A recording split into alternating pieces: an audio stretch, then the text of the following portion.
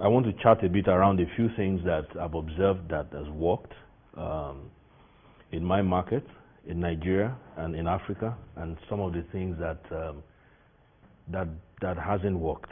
You know, in the hope that many of you here today will have a role in the future, in the near future, that will require you to come and market into in Africa and specifically in Nigeria. Today, Nigeria is the fastest growing economy within the mint. You're familiar with the mint. That's Mexico, Indonesia, Nigeria, and Turkey. Nigeria is recognized as the fastest growing. It's the largest economy currently in Africa, larger than South Africa, $501 billion in GDP, and we have a middle class of out of a population of about 170 million people. We've got a middle class of about 24 million people. Now, 24 million people is 75% of the population of South Africa, and that is the population of all of Australia. And we have an incredible birth rate that, if I say the average birth rate is around, they like to put it as 3.5, and my question is always, where is the 0.5 baby coming from? But so I just say averagely about 4. But, you know, the way to really look at the numbers is to say that by the end of 2015, the population growth just from babies born will be the equivalent of taking the country of Romania and putting it inside Nigeria. That's the way to look at it. Of course, this is somehow related to the fact that Durex in their survey said that Nigerians are the most sexually satisfied people in the world. You know. No further comments on that particular point. However, the question that we're trying to look at today is, at the end of the day, if you had a product and you were asked to bring that product into Nigeria or into Africa, how do you make money from your products? What do you need to do to sell successfully? And we have seen many clients that have tried to come into the market without succeeding, and then they pull out. And they give all kinds of reasons and comments on that. But over the years, I've discovered that this real secret is being able to arrive at the confluence of commerce, culture, and the consumer. Okay. If you could visualize that as a chart, you'd have a Venn diagram with 3 circles interlocking. Every brand that has succeeded on that continent have been able to arrive at that sweet spot, being able to bring together commerce, culture, and the consumer. And the businesses and the brands that have failed because sometimes they are able to do one well without doing the other 2, or sometimes they are able to do 2 well and they can't do the 3rd one, but they never get all 3. And the key is always to get all 3 at the same time. And I'll talk about them one after the other. Okay. In terms of commerce, what I mean by commerce here, I'm not talking so much about commercial skills. I'm talking really about understanding the market structures that you're going into. Is the market structure one that is a monopoly? Is it an oligopoly? Or is it a market that is perfectly competitive? And I'll use the beer market to describe this, for instance. Today, the beer market in Nigeria is not a perfectly competitive market. It's a market that is at best an oligopoly, which means we have a few players that have very strong market power, and then they control the market. So if I go into a pub in London, I'll see so many variety of beers, wouldn't I?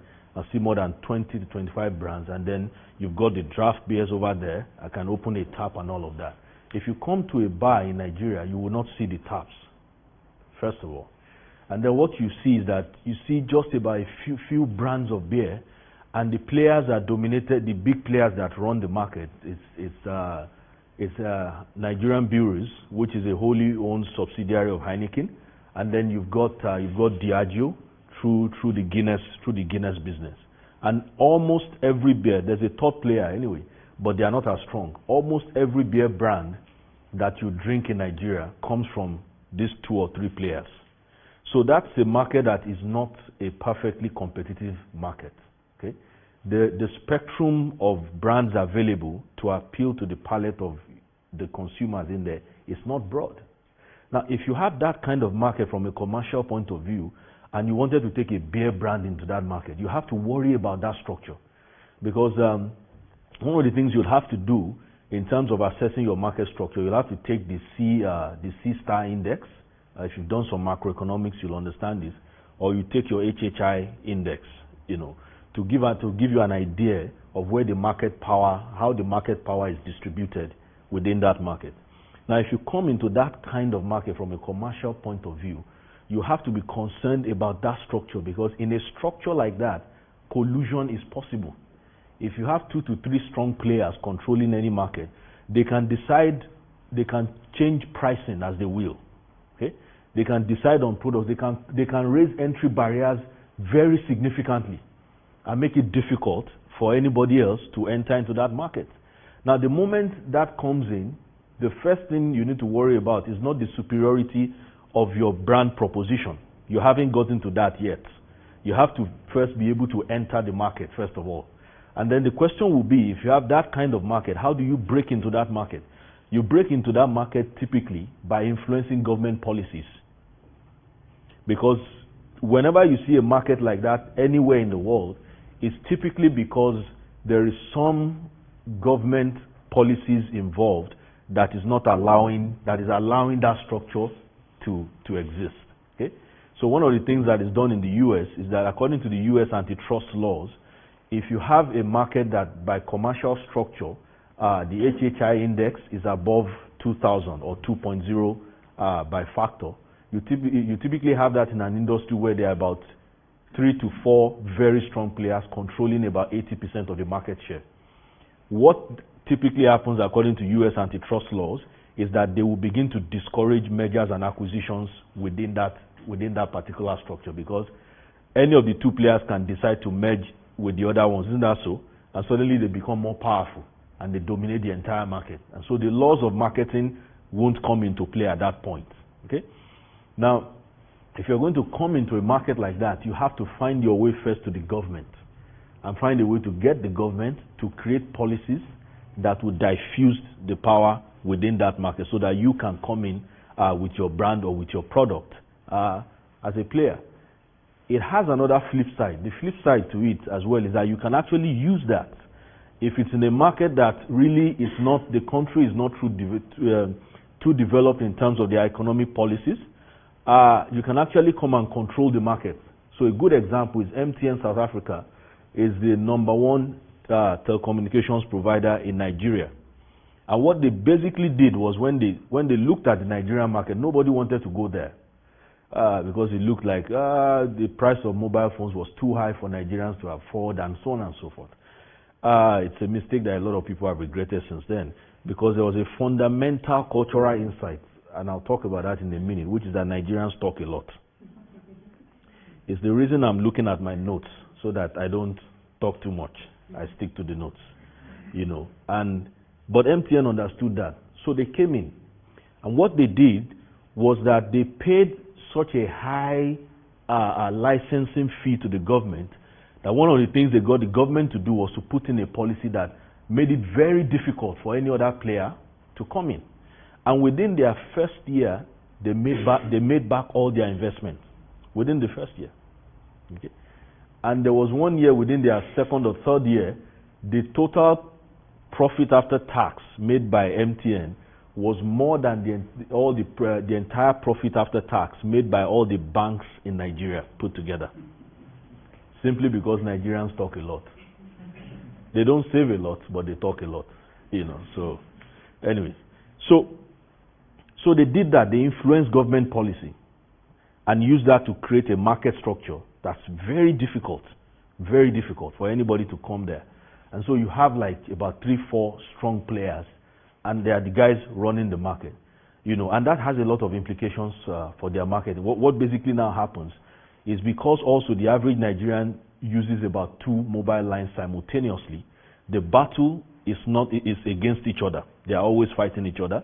They are always, replicating each other's marketing campaign all the time.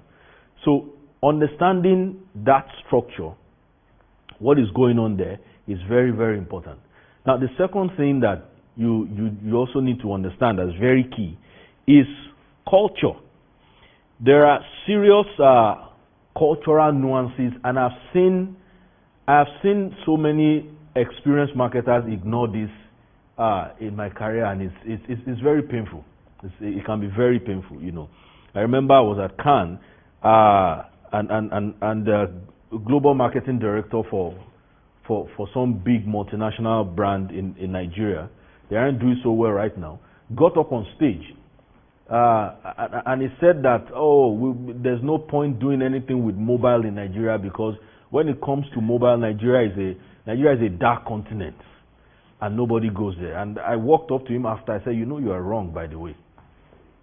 That at that time, we had about 60-65% mobile penetration.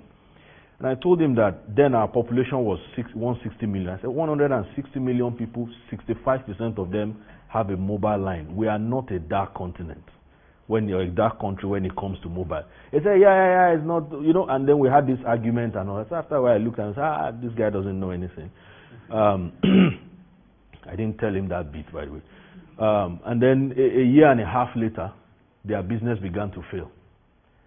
And one of the reasons why their competition was beating them was that the competition was engaging the consumers on mobile. Because again, Nigerians talk a lot. It's a very important insight, you know. Being aware of these cultural nuances and how it influences buying behavior is very important. I'll tell you a story about that I heard about China. So Audi tried to launch their cars in China, the sedan cars, and it was a total failure, a dismal failure, and they had to pull out. And then they did some research to understand why they failed. Very simple. If you're familiar with the Jet Ofsted cultural dimensions, if you're not, I recommend you check them out. It's in a brilliant book called Cultures and Organizations, the Software of the Mind. It talks about the 10 cultural dimensions, things like power, distance, uncertainty, avoidance, and so on and so forth. One of the things that is typically characteristic of emerging markets is that there is huge power distance. Huge. It's very important. You would never see in an emerging market where the students will call the professor by name. It's not going to happen. You know, I mean, everybody here calls Peter, isn't it? Good. If you're in a Nigerian university and you called your professor by name, you just failed the course. You know, power distance has to be there. In the offices, you don't address people by name. You address them by title. You know, hierarchies are important. So in China, the owners of the luxury cars, the guys who were rich enough to buy it, felt insulted because the distance between them and their drivers was too short. And that's why they didn't buy the Audis. So the Audi guys figured it out, and then they changed their model for China such that the Audi sedan cars in China are longer. So when the man sits at the back, there is more power distance between him and his driver. Immediately they did that, their sales went through the roof. Very basic insight. Now, it's important to understand those insights and to look at them from an agnostic point of view, not from a point of view of whether one culture is better than the other. In my personal view, there is no culture that is better, because if you look at from an anthropological point of view, culture is simply the way a group of people decide to solve problems. By that definition, no culture can be better than any other. Culture is what we decide will work for us. That's just it. So if that is the case, if you go into a developing market, the question you have to ask yourself is, how have these people decided to relate with each other? Because that influences their buying behavior. It's very, very important. In a culture where there's a lot of hierarchy, your position within the society is a very key component of your personal identity. And that being so, it then means that your consumption behavior, your consumption habits, will to a large extent be influenced by the role that society has allocated to you. Okay, does this make sense? You wouldn't buy a shirt because that's what you feel like buying. No. You buy it because by your status in the society and by the role you play within your small community, that is what you're expected to buy. That's how it works. And it's important to be sensitive to those things. It's important to know those things, to be aware of them. Now, to the issue of the consumer, it's very important to look at the consumer through the right lenses. One of the worst lenses you can look, well, not the worst, but definitely not the best. You can look at the consumer through is through the lens of quantitative data. It doesn't tell you anything. And I worked as a researcher for many years, so I can tell you this. It doesn't tell you anything. It just gives you, I don't know, at best a snapshot. You've got to look at a whole lot of other things. Now, the quantitative data is part of it, is useful, but you don't get everything. You've got to look at other things, for instance, like theories of personality from a psychological point of view. And I'll talk to you about a couple of theories and relate them to how to market specifically. One of the theories, there are about 17 theories of personality development in psychology. One of them is the African theory of personality development. It's a very interesting theory. I'll tell you what the theory says. The theory says that when God made man, the body parts were separate and they didn't come together as it is now. And that at some point there was a revelry in heaven and the body parts got drunk and decided to dance. But they could not dance individually. So they decided to arrange themselves in a manner that will allow them to dance. And so they arranged themselves the way we are today. And while they were dancing, Satan, who in African theology is not a bad guy, he's just a mischievous guy, more like Loki, if you will, was passing by and he looked at what the body parts were doing and he thought, this looks nice. And so he cast a spell that fixed the human body that way. And that was how we were made. Okay. It sounds very funny. But the point of that is that the part you play is a function of the position that you are born into. So, if you are the firstborn in a family, that role defines the rest of your life. If you are the middle child, it defines the rest of your life. If you are the last child, it defines the rest of your life. Because that is the position that the gods have put you into. And therefore, that position determines how you relate with other people. It's a bit similar to the generalized interpersonal theory of personality development that has eight dimensions. And one of the dimensions is your birth position. And I find that, I think the guys that first realized that birth position was important for marketing was the mobile phone guys that come into Nigeria.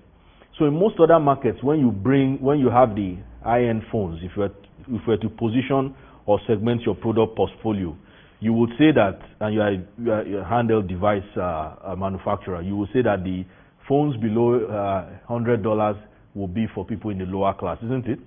Phone between maybe $150 to $200 will be to the middle class. And phones about $300 and above will be to the upper class. Isn't that so? When you come to Nigeria, it's totally different. The phones $300 and above, guess who uses them? The lower class. And sometimes young people who don't have the income to buy these phones. And then you find the rich guys who have the income to buy the phones. They use phones of about $200. What is going on here? You know, what is going on? This was why for many years Apple refused to come into Nigeria. It didn't make sense to them because they looked at quantitative data, and what the quantitative data says. It says that 70% of the population is in the lower class. And if you look at that from an American lens, lower class means 70% of the population cannot afford to buy an iPhone. That's what it says. So they didn't come in. Samsung took a different look. and said 70% are lower class. What are they doing? Where is their money coming from? And they figured out that in the African society, if you are born as the firstborn, it is expected that you will continually maintain the lifestyle of the people below you. 1.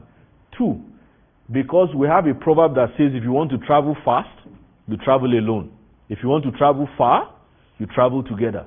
You are expected that if you are the wealthiest person within the family, you must, be benevolent to the rest of the family in order that there won't be too much gap between your lifestyle and theirs. So what happens is that the man at the top in the family is earning a decent income.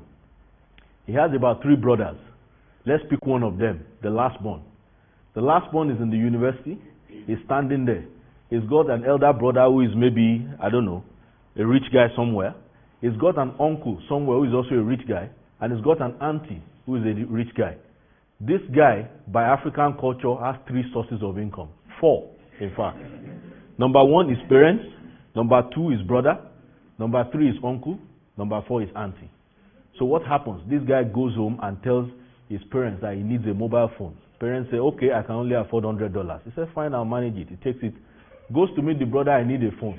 Brother says, I can give you 150. Gets, how much does he have now? 250, right? Goes to the other one and says, I need a phone. By the way, all 4 of them are not communicating, so they don't know what's going on. He says, I need a phone. They give him another $100. He's got 350 now. And then he goes to meet the auntie who dotes on him a lot, and the auntie gives him 200. Guy takes this money, he goes and buys an iPhone. The guy here has many like him connected to his income, right? He has one source of inflow, multiple sources of outflow. Because of that, he is careful and he cannot buy a phone that is more than $200. Apple looked at the chart and read it the wrong way because they missed the cultural nuances. Samsung got it right. So Samsung came into the market, and in a short while, we found young people who had no jobs buying Samsung Galaxy. And then the older ones who had the jobs were buying Samsung Grand Duos, which is a cheaper phone, by the way. Because the source of income was different. These guys looked at another factor, which was disposable income. Okay? And then they entered. Eventually, I think they figured it out. Now we have an Apple store in Nigeria. This was after they suddenly discovered that for some strange reason, a lot of the pirated apps downloaded in Africa was being downloaded in Nigeria. And then somebody asked the question, but we don't sell iPhones there and we don't sell iPads there. Where are they getting it from? Well, this is how the money is flowing. And by the way, these people have siblings who are middle class, aunties and uncles, who will travel to the UK for holiday. And guess what this guy is asking them to buy? An iPhone and an iPad. And guess what the auntie is using? A notebook and a pen. You see?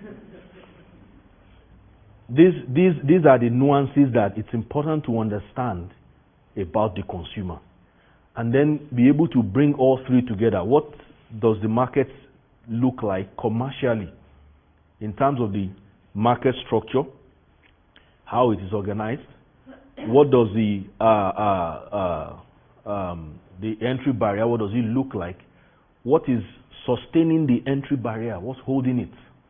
And how can we get into that? Okay? And then culture. What does the culture look like? What are the nuances of the culture? So on Wednesday, I was discussing with the guys, and I was telling them about the cultural preference to how a woman has to look. Because in the culture, the woman is an extension of the man, an extension of the man's identity, and an expression of the man's social status. Because of that, it is important that the housewife looks very robust. We have different nice ways of describing it.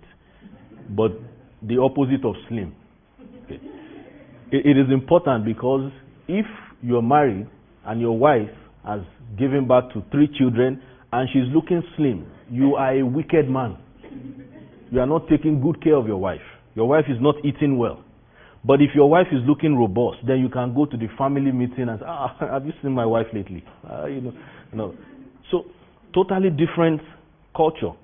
And it has nothing to do with, all the usual topics of women empowerment and all of that. It's just the way society is organized within, in those places. It's just the way it is. In some parts of the country, it is believed that the more robust a woman is, the more fertile she is. Absolutely ridiculous from a scientific point of view. But you may, if you stay in the country long enough, you see single ladies that are about to get married suddenly begin to eat a lot so that they can look fertile, and all of that. So it's just a culture. Okay. So what are some of the things that's very important here? It's very important to be willing to adapt while you retain your core. Okay? To look at the nuances and not just bring a global template and say this is how we market and we'll stick to marketing this way. So Lucozade for many years struggled, the energy drink, not the core concentrate. Lucozade Boost. While they are the leader within the energy and health drink category in the country, they've been struggling to grow for a long time. And the reason is that this was prior to GSK selling it off to Suntory. The reason is simply because they were unwilling to adapt their marketing approach to what was going on in the market. So GSK has a global template for marketing, right? And part of the global template is how the channels you must use for marketing different products. And it's fine to come to a country like Nigeria and use those channels. But there were other channels that were opening up. We're in a country where there is so much traffic, you spend 2 to 3 hours going to work in the morning, 2 to 3 hours coming back in the afternoon. And then, in the evening, sorry. And then if you have to go for client meetings in the afternoon, business meetings, because FaceTime is a very important cultural indication of respect. If you had a meeting with a client, you couldn't say you wanted, let's teleconference the meeting. It will be seen as if you are disrespectful to the client and you are not serious about the business. So you have to, every meeting has to be FaceTime. FaceTime means you have to drive to 2 hours of traffic to get there, another 2 hours to come back. So a 1 hour meeting will cost you 5 hours man time. Now guess what happens to people when they are in traffic and they are driving? They get tired, right? What do they need? They need some energy. Isn't that so? Lucozade refused to sell in traffic. Coca-Cola was selling in traffic. They started selling in traffic when a local manufacturer brought in a fizzy drink, apple-based drink called La Casera. And it was selling in traffic because you are there in the hot sun. We are sweating right now in Nigeria, and I was on the plane and the pilot said, the weather is warm in London right now, 5 degrees. I'm like, what? I'm coming from 30 degrees. It is not warm, it's cold. But anyway, it's warm in London, 5 degrees. So you are there in traffic, you're sweating, you are burnt out, you've got a meeting, you need a cold drink. Somebody comes, simple distribution system. Small children, some of them teenagers, they have this transparent bag, they've put ice blocks inside, and they put the drinks there. So the drinks are cold. They carry it on their shoulders, and they run after you. And you pay them, and they give you change, right? You take the drink, you drink it, you're refreshed. For years, Coca-Cola didn't bother to look at that, until suddenly, this product, La Casera, gained 5% market share without any advertising at all. And then Coke said, you know what, it's time we go into the traffic as well, because everybody is drinking there. So the same thing, 1 year, Lucozade suddenly saw a new energy drink product called Bullet come into the market, and in 1 year, Bullet gained 22% market share. 1 year, without any advertising. Of course, the client freaked out and were called into all these meetings. And guess what was happening? Bullet was selling in traffic. But the global marketing template for GSK does not allow them to sell in traffic. But the question is, do you want to make money or do you want to follow a program and tick boxes? That's a hard question to answer, isn't it? Do I want to come into this market and go back to my global marketing director and say, oh, I tick the boxes, but where's the profit? Nothing. And get fired or redeployed to, I don't know, Lumumbashi or something. or do I want to come in here, succeed, and make money? If I'm going to make money, I have to check what is going on ground. The other thing that, relating the Lucozade story again, was that in doing market visits, we observed that a lot of, now Lucozade Boost is meant to be for, you are down, you want to increase your health and all of that, energy levels, isn't that so? We found out that in bars, it was being used for something different. The big question is, how did Lucozade Boost get into the bars in the first place? But that's another story. In bars, we found out that, consumers were doing cocktails with Lucozade Boost and Smirnoff Ice. By the way, you should try it. It tastes exactly like champagne. Trust me on this. It tastes exactly like champagne. Cheaper version of champagne, but fine. So they were mixing this. Why were they mixing it? Very simple. Energy drinks increase your metabolic rate, right? So if you're consuming alcohol and you're consuming energy drinks at the same time, your increased metabolic rate will slow down your ability to get drunk. So you can drink for longer and hop around bars throughout the night. The consumers found this out by themselves. Nobody taught them. Okay? And we went to Lucozade. Would you be kind enough to let us do in-bar activations? They said, no, it's a health product. Globally, we have this standard, we have that standard, we can't be seen in bars. But you're already in bars. The consumers are taking you into the bar. So why not go into the bar, activate there, and sell? No, we're not going. They are taking you into the bar. We're not going. They are taking you into the bar. And then all of a sudden, our good friend Bullet, guess what they did? They came up with a pre-mixed cocktail of energy drink and vodka. And again, they took the market. And this was done without any above-the-line campaign, by the way. The product was flying off the shelf like crazy. Because they simply came, observed the market, observed what the consumers were doing, what their behavior and what their habits were, and all of that, and just used it. And they are making money. Okay? So, as I said, balancing the three is really very important. And the best way that I found that it has worked, is to always partner with a local agency. And this may sound cliche, but this is the truth. The reason is that the local agencies definitely understand the market. They have the right insights to the market. They've been in the market for so long. Not only are they working out of the market, they are part of the market. They can tell you the nuances. They can tell you how to take your product into the market. They can tell you how to do your packaging and bring it into the market, and how to go about it. All of those things, those are the things that would really help you to succeed. Most importantly, they can help you to design the right kind of marketing program that would actually connect with these consumers and work with them. You've got to do that. You've got to do that. It's very important. Bringing all of this together is very key. And then I was sharing some things about how to look at the African consumer on Wednesday. And one of the things I talked about, and I think is worth repeating, is the value of an enemy. It's one of the psychological constructs that make up the consumer, and how for the African consumer it is important for them to have an enemy.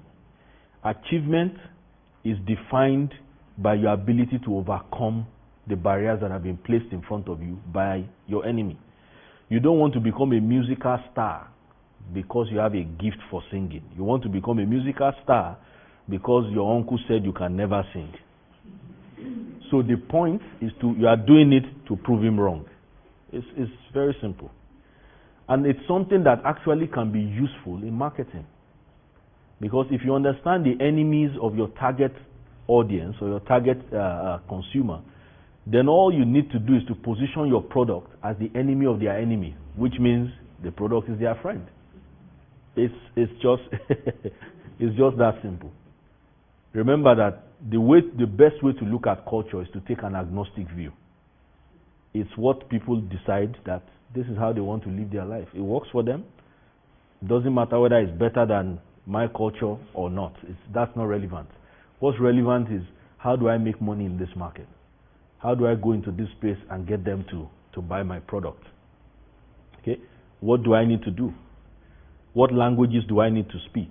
So we find that for every campaign that we do in the agency, we actually have to adapt it language-wise, because with a country, 250 different ethnicities, 250 different languages. We have a lingua franca for English. The only reason we picked English as our lingua franca is because we're arguing over which of our languages should be the lingua franca. So, okay, you know what, let's take English. It's not anybody's language. End of discussion. But after English, right below it, next layer, there are 3 to 4 other major languages that are spoken. Hausa, Yoruba, Igbo, and Pidgin. Okay? Every campaign that we do, we discover that we have to translate it. And proper translation, because the same words are not the same across. Isn't that so? You know. And sometimes not just translation in terms of language, translation in terms of cultural nuances. So we worked for Cadbury Bonvita for a number of years. We still do. And whatever we did, no matter the campaign, they just could not sell their products in the southeast of the country. You know, it's just that difficult. I mean, 250 ethnic groups. It is easier for a Nigerian to marry a British person than it is for a Nigerian from the southwest part of Nigeria to marry somebody from the southeast in the same country. I'm telling you. I mean, just those two parts, apart from difference in language, there's difference in culture, there's difference in the role of man and woman in the marriage, there's difference in palate, in consumption palate completely. And so we never could crack, you know, why the guys in the southeast were not drinking Bonvita. Okay? And then we sent some guys there, some planners to go in there and do a focus group and just observe. And guess what we found out? In the southeast, as at then, they believed that when pregnant women consume Bonvita, they get malaria. Shocking, right? Absolutely shocking. Where did that come from? In that part of the country, more than perhaps any other place in the country, you know, role hierarchy is very strong. So if you're a woman, a young woman, first-time mother, whatever your mother or your older aunties tell you, you accept it hook, line, and sinker. No editing. So some of the older women are told, passed it down to the younger women, that during pregnancy, if you drink Bonvita, you have malaria. Because, by the way, that woman who has malaria during pregnancy, remember that she drank Bonvita yesterday. It's ridiculous, I'm telling you. And they believed it. And guess what's happening? First time mom, 9 months she's pregnant, she doesn't touch Bonvita. After 9 months, she's formed a habit, right? It's difficult for her to go back. And then 1 year later, she has the second child, another 9 months, she doesn't touch Bonvita. By the third child, Bonvita is out of the home. Completely. So we then had to, before we're doing brilliant ATL campaigns and, you know, talking about the brand and, you know, the benefits of the brand and so on, all the nutrients. The battle was not a battle of nutrients. It was a battle of perception. And so we then had to take a particular lady that was considered very respectable in that part of the country, because she was a famous actress. She's elderly, she's a great homemaker, etc., etc. And then we had to take her on road shows from town to town, you know, and she was then telling the women that it's not true, nothing happens to you if you drink, and then she would make Bonvita and drink a cup right in front of them and so on and so forth. And that was when, you know, some improvement I was seeing over there. Now imagine now we're in the market and we had this issue. Now imagine if you had to come from outside the market and you were coming with some global template that, you know, you refuse to adapt. I mean, the brand is dead on arrival. It's just a countdown, literally. So this is what I've discovered that works every time. 100% of the time, if you follow this, you know, it works. And my final recommendation to you, you should expect this. If you ever want to come into Africa, just send me an email. We do this best. Trust me. Thank you.